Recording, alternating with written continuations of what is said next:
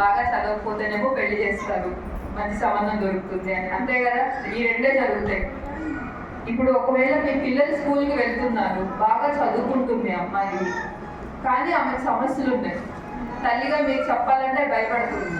ఎందుకనంటే మా చుట్టుపక్కల చదువుకునే వాళ్ళు ఎవరు లేరు, నేను బాగా చదువుకుంటున్నానని తల్లిదండ్రులు స్కూల్కి పంపిస్తున్నారు లేదా కాలేజ్కి పంపిస్తున్నారు. కానీ నేను సమస్యలు ఉన్నాయని నా తల్లికి కానీ తండ్రికి కానీ చెప్పానంటే నా చదువు ఎక్కడ ఆగిపోతుంది. కాబట్టి ఈ సమస్యను నేను ఇంకొంచెం భరిస్తాను, లేకపోతే ఇంకొద్దిగా టైం వెయిట్ చేద్దామా అని చెప్పి కారణం ఏదైనా అవ్వచ్చు. కానీ ఒక పరంగా తల్లిదండ్రులు కూడా 50 రీజన్ సగం బాగా ఉంటుంది. కాబట్టి అలాంటి సమస్యలకి తల్లి కారణం అవ్వకూడదు. తండ్రి మూర్ఖంగా ఉన్నా, తండ్రికి సమస్య గురించి అవగాహన లేకపోయినా కానీ తల్లి మూర్ఖంగా తల్లికి అవగాహన లేకుండా అయితే ఉండకూడదు. కాబట్టి మీ పిల్లలు ఏదైనా ముఖ్యంగా ఆడపిల్లలు ఏదైనా చెప్తున్నారంటే గమనించండి. ఒకవేళ చెప్పలేదనంటే అడగండి. అడిగి తెలుసుకోవడం మీ బాధ్యత. తల్లిదండ్రులుగా మనకున్న మెయిన్ రెస్పాన్సిబిలిటీ. కాబట్టి ఒకవేళ మీ పాప స్కూల్కి వెళ్తుంది లేదా కాలేజ్కి వెళ్తుంది, ఏదైనా ఒక సమస్య ఉంది, ఆమె చెప్పకపోయినా మీకు అర్థమవుతుంది, తెలుసుకున్నారు. సో అలా తెలుసుకున్నప్పుడు ముఖ్యంగా ఏం ఆలోచిస్తారనంటే, ఒకవేళ బయటికి వెళ్ళాము అని అంటే పేరు పోతుందేమో, అంటే ఊర్లో ఇలా ఇలా జరుగుతుంది అని 10 మంది నోట్లో పడుతుంది, పిల్ల భవిష్యత్తు ఏమవుతుంది, లేకపోతే రేపు ఆ అమ్మాయికి పెళ్ళి అవుతుందా లేదా అని తల్లిగా తండ్రిగా మనకి ముఖ్యంగా ముందు వచ్చే సమస్యలు ఇవే కనిపిస్తాయి. ఆమెకు పెళ్ళి అవుతుందా లేదా, ఆమె భవిష్యత్తు ఏంటి అని, ఇవి 2 మాత్రమే కనిపిస్తాయి. కానీ ఇవాళ మీకు నేనేం చెప్తున్నానంటే కొన్ని చట్టాలు ఉన్నాయి ఆడవారికి మాత్రమే. అవి చిన్నపిల్లలకు కానీ ఆడవారికి కానీ ఎలాంటి సమస్యలు ఉన్నా కానీ మీరు పోలీస్ స్టేషన్కి వెళ్ళండి. ముందుగా పోలీస్ స్టేషన్కి వెళ్ళి రిపోర్ట్ చేయండి. అలా మీరు పోలీస్ స్టేషన్కి వెళ్ళినప్పుడు అక్కడ మగవారే ఉండొచ్చు, అంటే ఎస్ఐ గారు కానీ సిఐ గారు కానీ మగవారు ఉన్నా కానీ ఒకవేళ మీకు జరిగిన ప్రమాదం గురించి లేదా సమస్య గురించి చెప్పుకోవడం మీకు ఇబ్బంది అయింది అని అంటే, లేదా మీ పిల్లలకి జరిగింది చెప్పుకోవడానికి కూడా మీకు ఇబ్బంది అయింది అని అంటే, వెంటనే నాకు ఒక లేడీ కానిస్టేబుల్ కానీ ఒక లేడీ ఆఫీసర్ని కానీ ఇవ్వండి అని చెప్పే హక్కు మీకు ఉంది. నా సమస్యని నాకు మీతో చెప్పాలని ఇష్టంగా లేదు, నాకు ఇబ్బందిగా ఉంది, సో నాకు ఒక లేడీ ఆడ కానిస్టేబుల్ని కానీ ఒక స్త్రీ ఆఫీసర్ కానీ కావాలి అని చెప్పేసి అని మీరు డిమాండ్ చేయొచ్చు. సో అలా చెప్పిన తర్వాత ఒక లేడీ కానిస్టేబుల్తోనే మీకు జరిగిన విషయాలు ఏమైనా ఉంటే రాయించుకుంటారు, తెలుసుకుంటారు. అలా తెలుసుకున్న తర్వాత ఒకవేళ ఆ పాప చిన్నదే అనుకున్నాం, ఒకవేళ 18 సంవత్సరాల లోపల మైనర్ బాలికనే అనుకున్నాం, పోలీస్ వాళ్ళు యూనిఫామ్లో మీ ఇంటికి రావడానికి లేదు. అంటే ఇప్పుడు ఒకవేళ పోలీసులు మా ఇంటికి వచ్చి వెళ్తుంటే తెలుస్తుంది కదా ఏం జరుగుతుంది అని చెప్పేసి అని, లేదా ఒకవేళ ఆ పాప స్కూల్ యూనిఫామ్లో వస్తే స్కూల్ డ్రెస్ వల్ల తెలుస్తుంది కదా ఆ పాప ఏ స్కూల్కి తెలిసింది అని, లేదా మేము కంప్లైంట్ ఇస్తే తల్లిదండ్రుల పేరు ఉంటుంది కాబట్టి ఫలానా వాళ్ళ పాప ఇది తల్లిదండ్రుల పేరు, ఇంటి అడ్రస్ ఇది అని, ఈ విధంగా అయినా మా విషయాలు బయటకు వస్తాయి. సో మేము బయటికి రామా అని చెప్పేసి అని సహజంగా అనుకుంటాను. కానీ మీ అనుమానాలన్నిటికీ కోర్టు ఏం చెప్తుంది అని అంటే, ఎక్కడ ఆ పాప పేరు కానీ తల్లిదండ్రుల పేరు కానీ ఆమె చదువుకునే స్కూల్ కానీ కొని ఆమె ఏ అడ్రస్లో ఉంటుందని పోలీస్ వాళ్ళు ఎక్కడ బయటికి తీసుకుంటారు.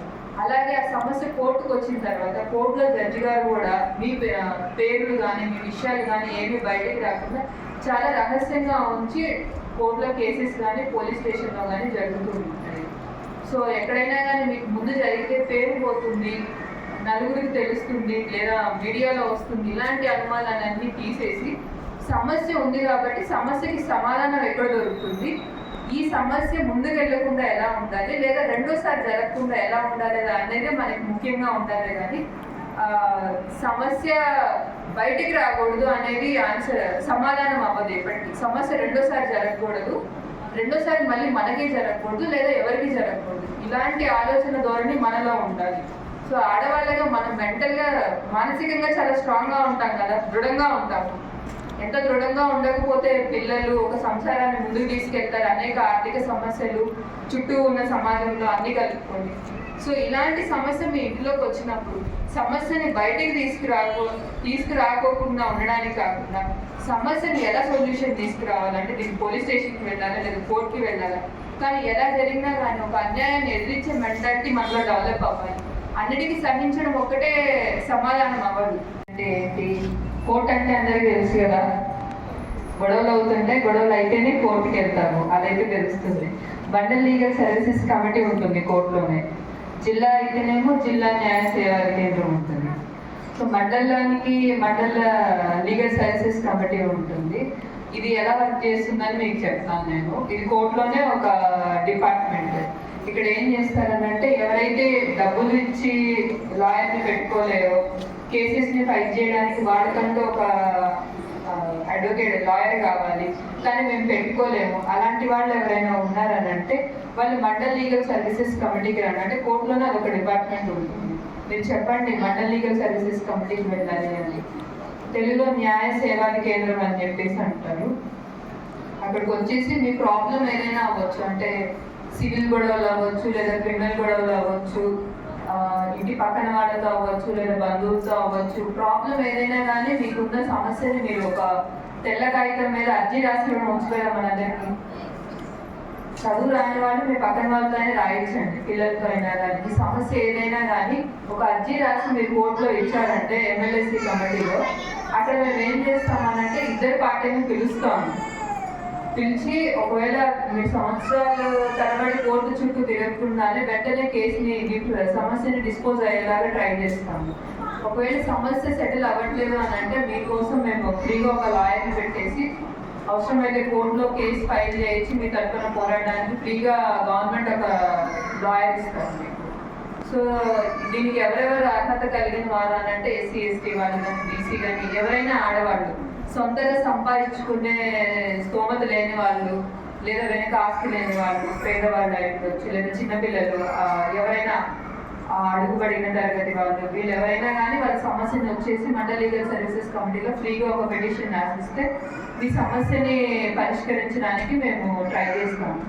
మండల్ లీగల్ సర్వీసెస్ కమిటీకి ఎందుకు రావాలి, కోర్టుకి వెళ్ళి మేము డైరెక్ట్గా తెలుసుకుంటాం అని అంటారు. కానీ మీరు మండల్ లీగల్ సర్వీసెస్ కమిటీకి వస్తే మీరు కోర్టు ఫీజు కట్టాల్సిన పని ఉండదు. మీరు నార్మల్గా కోర్టుకు వచ్చి ఏమన్నా గొడవ కేసు ఫైల్ చేశారంటే కోర్టు ఫీజు కట్టాలి, లాయర్ ఫీజు కట్టాలి. కానీ అదే మీరు మండల్ లీగల్ సర్వీసెస్ కమిటీకి వచ్చేసి మీ సమస్య గురించి చెప్తే అక్కడ మీరు కోర్టు ఫీజు కట్టకుండానే, లాయర్ని పెట్టుకోకుండానే మీ సమస్యలు కొన్నిసార్లు తేలికగా పరిష్కారం అయ్యే ఛాన్స్ ఉంటుంది. సో దీనివల్ల మీకు టైం సేవ్ అవుతుంది, మనీ కూడా సేవ్ అవుతుంది. ఇది గవర్నమెంట్ ఫ్రీగా, హైకోర్టు ఫ్రీగా ప్రొవైడ్ చేస్తుంది, సుప్రీంకోర్టు డైరెక్షన్స్. సో సమస్య ఏదైనా కానీ మీరు ఒకసారి మండల్ లీగల్ సర్వీసెస్ కమిటీకి రండి.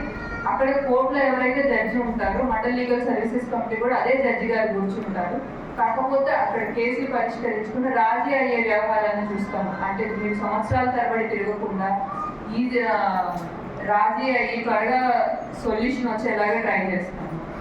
ఇంకా మండల్ లీగల్ సర్వీసెస్ కమిటీ మీకు rural employment guarantee programme, unemployees ఉంటారు, కరువు పనులు, వీటన్నిటికి వెళ్తూ ఉంటారు కూడా. ఇలాంటి వాటిల్లో కూడా మీకు ఎక్కడైనా అవకతవకలైనా, లేదా మీకు రావాల్సిన కూలీ రాకపోయినా కానీ, ఇలాంటి సమస్యలు మీరు రోజు చూసే విషయాలు ఉంటాయి కానీ ఎక్కడికి వెళ్ళాలో అర్థమవ్వదు.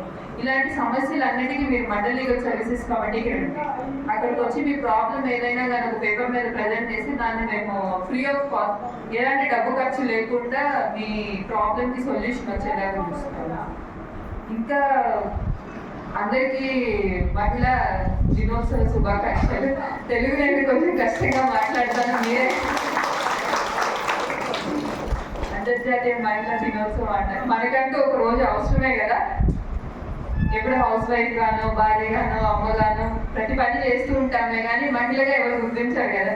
ఇవి మహిళలకు అవసరము, మహిళకంటూ ఒక రోజు కావాలి అని చెప్పేసి అని. అప్పుడు మనం ఇలాంటివి చేసుకునేటప్పుడు మగవాళ్ళు ఏమంటారు, మేము కూడా అన్ని చేస్తూ ఉన్నాగా తండ్రిగా భర్తగా, కాబట్టి మాకంటూ ఎలాంటి రోజు లేదా అని చెప్పేసి అని మనల్ని ఎత్తి చూపించడానికి ఇది ఒక వంక. కేవలం ఆడవాళ్ళకి మాత్రమే ఒక రోజే అంటూ, అంతే కదా. అవసరమేనండి. ఎందుకంటే ఆడవాళ్ళకి బయటకు వచ్చి నవ్వుకొని నలుగురితో తిరిగే అవకాశాలు తక్కువగా ఉంటాయి. కాబట్టి మనకంటూ ఒక రోజు పెట్టుకోవడం, కాబట్టి మనకున్న సమస్యల గురించి మాట్లాడుకోవడం, వాటి గురించి సమాధానం ఎక్కడైనా దొరుకుతుందా అని వెతుక్కోవడం, నలుగురితో పాటు కలిసి ఒక నిమిషం నవ్వడం, ఇదే కదా. ఇంతకన్నా ఎక్కువ ఏమన్నా కావాలా, లేకపోతే కోట్ల రూపాయలు కావాలా, లేదా అధికారం ఏమన్నా కావాలా? కాబట్టి మనకంటూ ఒక రోజు కావాలి సమస్యలు చెప్పుకోవడానికి, లేదా సమస్యలు లేనప్పుడు మనసారా నవ్వుకోవడానికి.